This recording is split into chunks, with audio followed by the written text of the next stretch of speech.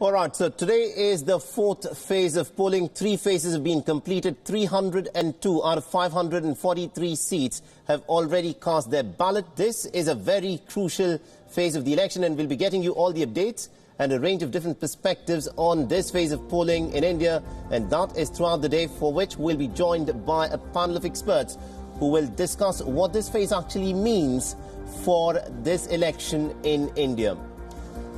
Now, the fate of candidates in 72 seats will be sealed in phase 4 of the Lok Sabha elections. This phase will cover 9 states, and there are 17 seats that are up for grabs in Maharashtra. There are 13 each in the states of Rajasthan and Uttar Pradesh, 8 seats from West Bengal, along with seats from Madhya Pradesh, Odisha, Bihar, Jharkhand and Jammu and Kashmir. Now, as always, there are some very high-profile battles. Let's bring you our top 5 for the day. We are starting with Begusarai in Bihar. It is a clear-cut battle of ideologies. Kanhaiya Kumar versus Giriraj Singh. The Communist Party of India has fielded Kanhaiya Kumar, better known as the former president of JNU, who also had a sedition case against him. The BJP has its firebrand leader Giriraj Singh, who initially had been a little skeptical about contesting from the seat of Begusarai against Kanhaiya Kumar. The other candidate of the RJD, Tanveer Hassan, he's also said to be a pretty formidable candidate. Now, Giriraj Singh has made many controversial and polarizing comments. He's often threatened to dispatch his rivals to Pakistan for being anti-national or anti-Modi. Critics call him the Pakistan visa minister. Now, he's asked the Election Commission to ban green flags. He's linked them to Muslims in Pakistan, yet he's in a position of strength. We'll discuss why. First, let's tell you about the constituency. Begusarai was once known as the Leningrad of Bihar. Such was the influence of the left ideology here. But that's a thing of the past. The BJP has, of course, made inroads. They managed to win the seat in 2014. This time round, it is a 3-way race, and the BJP stands to benefit. Rashtriya Janata Dal has picked Tanveer Hassan for Begusarai. Now, the Grand Alliance has ignored the left in Bihar. They did not like the idea of fielding Kanhaiya Kumar. Begusarai is riddled with issues. There is this issue of agricultural distress. Unemployment is, of course, a major issue. Now, the anti-incumbency against JDU and BJP also will be playing an important part. And the 23rd of May could spring a surprise. Because remember, Kanhaiya Kumar's candidature is something that is going to be watched very, very closely. The second on our list is the battle for Chhindwara in Madhya Pradesh. Chhindwara has been synonymous with the Congress leader Kamal Nath. He's been winning here from 1980 onwards. But this time round, it is not Kamal Nath who's contesting. It is his son, Nakul Nath, who is in fact contesting. So keeping in line with the Congress tradition, the seat, of course, has been given to his son, Nakul Nath. It'll be interesting to see if he can repeat what his father has done for the last so many years. And opposite him is BJP's tribal leader and former MLA, Nathan Shah Kavreti, a Boston University-educated son of a chief minister versus a tribal leader.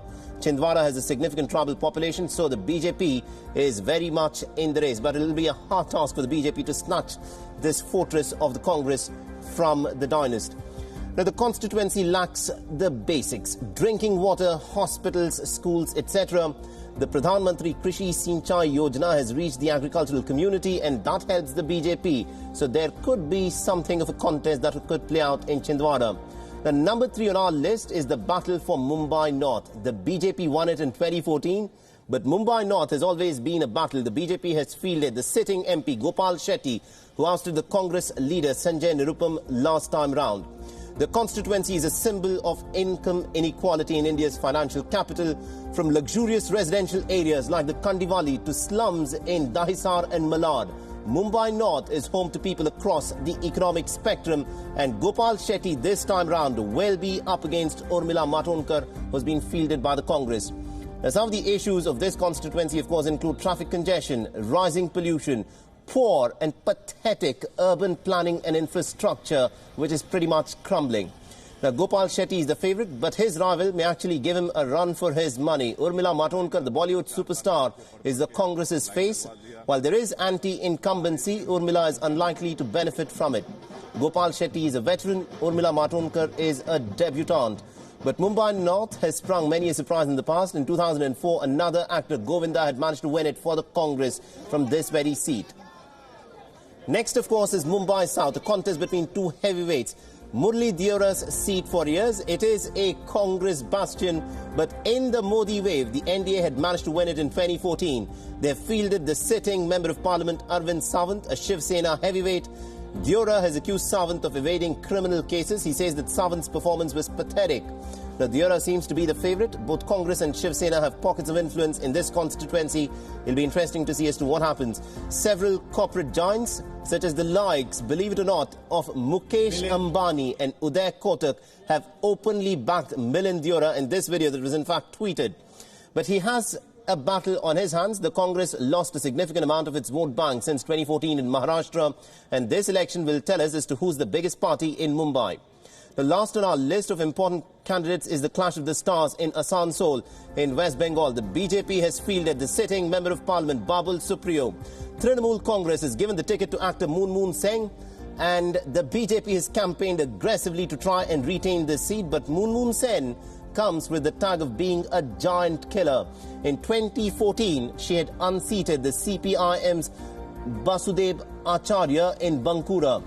Now, Acharya held the seat for 9 terms before losing out to the person that you see on your screen, Moon Sen.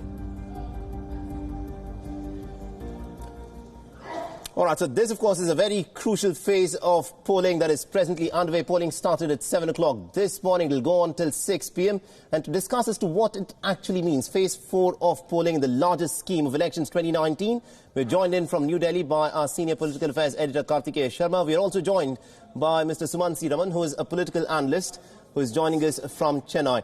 Kartikeya, let me begin with you first. This is in many ways the beginning of the elections for the BJP, because the seats that we've got in phase 4, the phase 5, phase 6 and phase 7, the BJP had managed to win 90% of these seats.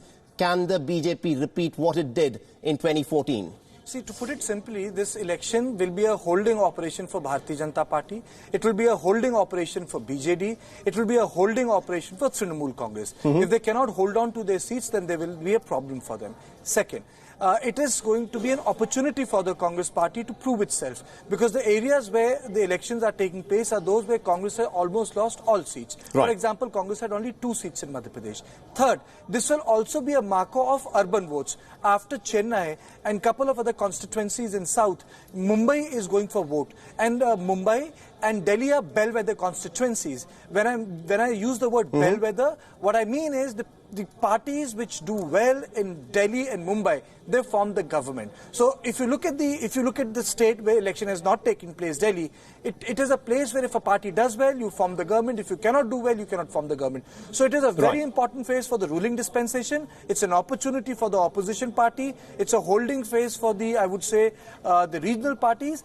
But overall, I would say that these elections are also, in a way, VVIP elections, because a lot of big faces are in this part. Absolutely, indeed. These are VVIP elections because you've got some of the biggest faces that are contesting in these elections that are heading the seats for which polling is taking place today.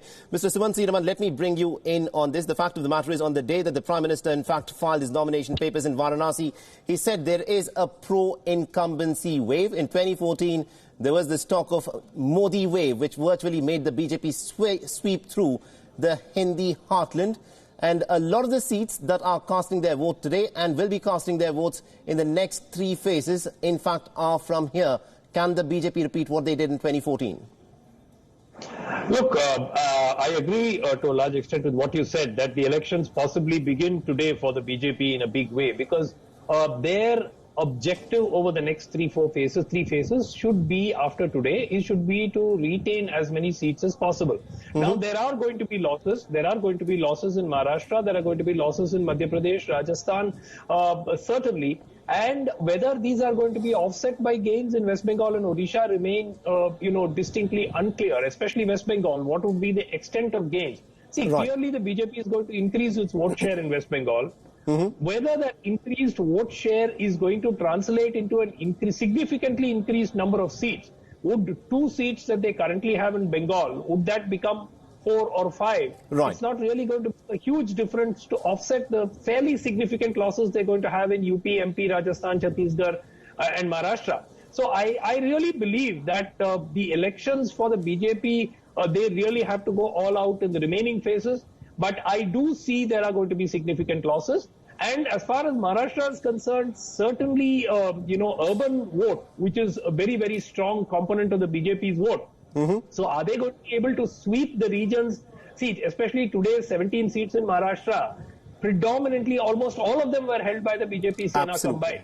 So I think that, again, that's not going to happen. I mean, they are going to lose seats. The question is, how many are they going to lose and how significant are those losses going to be? But it is my belief that, as the election wears on, I don't see any pro-incumbency wave. I don't see any anti-incumbency wave. And therefore, arithmetic becomes important.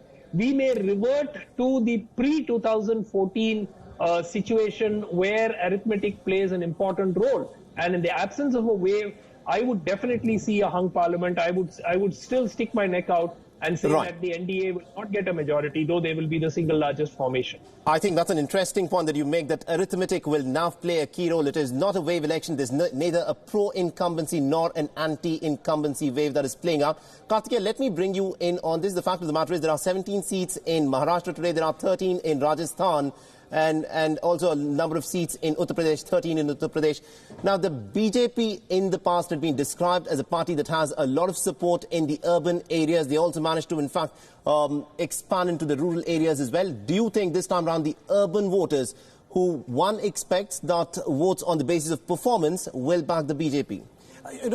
Before I answer the question, I think Mr. Sumansi Raman was bang on. The larger point he was trying to make, I'll take his argument forward, is that will there be a restoration of a larger political balance which existed post 1989, or will it be mimicking what happened in 2014? If you remember a speech given by L.K. Advani in Lok Sabha, I remember it, when he lost elections to Congress in 2009, he said, despite my loss, I can say this with satisfaction that bipolarity in Indian politics is here to stay, which means that there will be an NDA and there will be a UPA, two centrist parties with regional parties aligned to them, which means that the tension between center and region will remain, but it will be a positive tension, which means that the hegemonic party at center will not operate at the expense of the regional parties, and regional parties will have a say at the center for both BJP and allies and Congress and allies. Interesting. That paradigm was broken by Narendra Modi. Now, what Mr. Sumansi Raman is saying, that this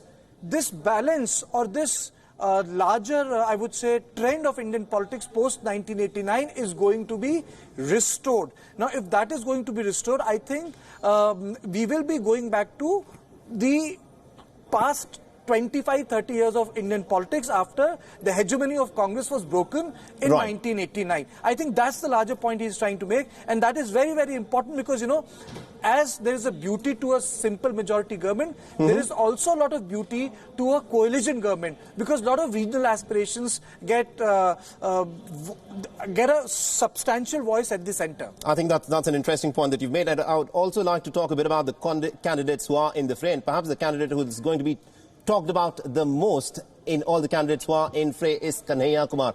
Mr. Sumansi Raman, let me bring you in on this. He's up against Giriraj Singh, who initially was a little skeptical about contesting from Begusarai, and then the BJP, of course, had to tell him that, look, we'll back you to the hilt.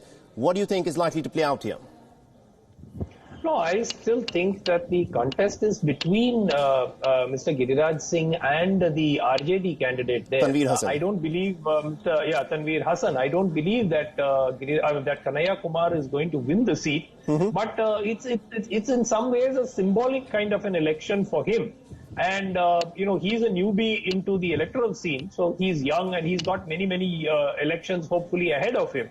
So I don't see this. I don't see him causing an upset here. Possibly he may take enough votes away from Tanveer Hassan to help Giriraj Singh win in this particular case. I see him as a major threat in terms of winning the constituency. I just want to make one more point on this rural very quickly. Yes, go ahead. I think if you go and look at what possibly the figures post elections, I think that you will find that a lot of the opinion pollsters who came up with the numbers for the NDA did a projection from the vote share alone.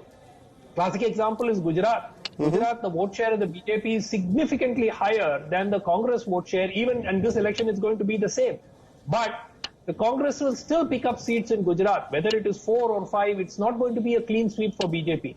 And I think that this is the problem, and all those seats will come from rural areas, predominantly in North Gujarat, like they did in the assembly. So there are many states like that where I believe that we're going to see a very significant rural-urban divide.